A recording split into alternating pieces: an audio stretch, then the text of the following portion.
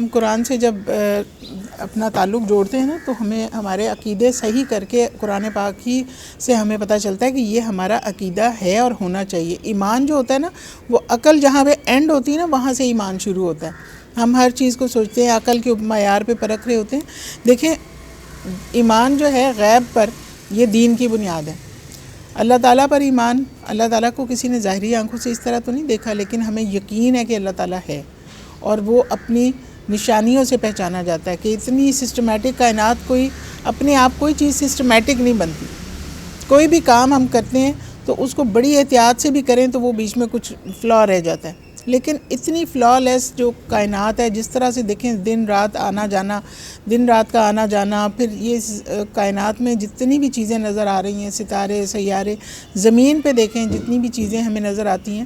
خوبصورت جو خوبصورتی ہے کائنات کی وہ اپنے آپ نہیں بن جاتی بلکہ بنانے والے کے ذریعے سے ہی بنتی ہیں۔ تو اللہ تعالیٰ کے وجود کا ایمان ہمارا جو ہے وہ بنیاد ہے۔ اس کے بعد پھر دیکھیں وہ اس نے کائنات کو بنا کے ہمیں ویسے ہی نہیں چھوڑ دیا، یہ انبیاء کو بھیجا ہے ہدایت کے لیے، اور اس کے بعد کتابیں نازل کی ہیں تاکہ وہ ہدایت ان کو ملتی رہے۔ اس کے بعد فرشتوں کے اوپر ایمان رکھنا، یہ تمام بنیادی جو چیزیں ہیں